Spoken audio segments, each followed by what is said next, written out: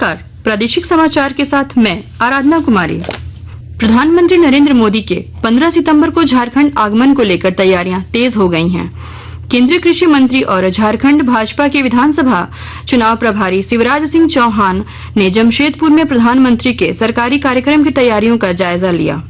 श्री चौहान ने पत्रकारों को बताया कि 15 सितंबर को प्रधानमंत्री नरेंद्र मोदी वंदे भारत ट्रेन के साथ राज्य को विकास की कई सौगात देंगे।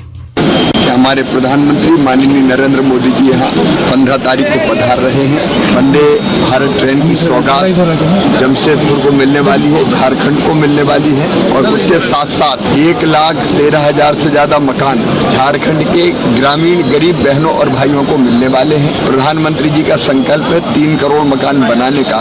कोई गरीब बिना छत के नहीं रहेगा। 1 करोड़ शहर में और 2 करोड़ गाँव। तो 2 करोड़ जो गाँव में मकान बनने हैं उनके अलग अलग राज्यों के जो पहले साल मकान बनने लगभग 40 लाख, उन हितग्राहियों के खाते में प्रधानमंत्री जी पहली किस्त का पैसा डालेंगे। ये कार्यक्रम झारखंड वासियों के अलावा पूरे देश के उन गरीब भाइयों और बहनों के लिए जिनके खाते में मकान के लिए किस्त डाली जानी है पहले, उनके लिए होगा। और तीसरा कार्यक्रम यहाँ भारतीय जनता पार्टी एक बड़ी जनसभा का आयोजन कर रही है। केंद्रीय कोयला एवं खान राज्य मंत्री सतीश चंद्र दुबे ने धनबाद के दौरे के बाद कहा कि यहां की स्थिति को उन्होंने बारीकी से देखा है। लोगों की समस्याओं के निदान पर गंभीरता से विचार किया जाएगा।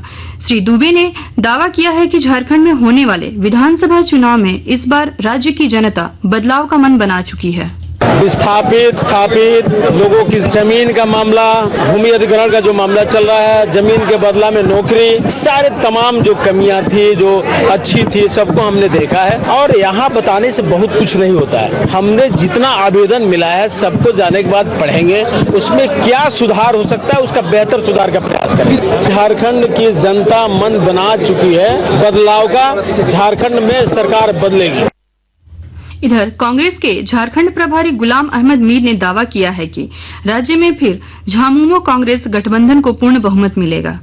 रांची में पत्रकारों से बातचीत करते हुए उन्होंने कहा कि गठबंधन सरकार ने घोषणा पत्र में जो वादा किया था उससे ज्यादा काम किया है। झारखंड में जनता सेटिस्फाई है हमारी कोलिशन सरकार से। मैंने लगातार ये कहा कि जो हमारे मैनिफेस्टोज थे जिस पर 2019 में इस कोलिशन को वोट मिला, इस कोलिशन सरकार ने उस दिए हुए वादे से भी आगे गरीब गुरबाओं के लिए, महिलाओं के लिए और दूसरे एरियाज के लिए काम किया है।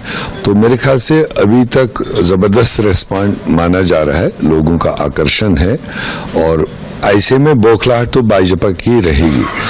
असम के मुख्यमंत्री और झारखंड भाजपा चुनाव सह प्रभारी हिमंता बिस्वा शर्मा आज 2 दिवसीय दौरे पर रांची आएंगे। वे उत्पाद सिपाही दौड़ में मृत जवानों के परिजनों से मिलने और मांझी और नामकुम उनके घर जाएंगे। भारतीय सेना और वायुसेना ने आज लॉजिस्टिक ऑपरेशन में कर्मियों के कौशल और क्षमता निर्माण को बढ़ाने के लिए गतिशक्ति विश्वविद्यालय के साथ एक समझौता ज्ञापन पर हस्ताक्षर किए। झारखंड हाई कोर्ट ने बीटेक की छात्रा के साथ दुष्कर्म और हत्या करने के जुर्म में जेल में बंद राहुल राज को जमानत देने से इनकार करते हुए उसकी फांसी की सजा को बरकरार रखा है।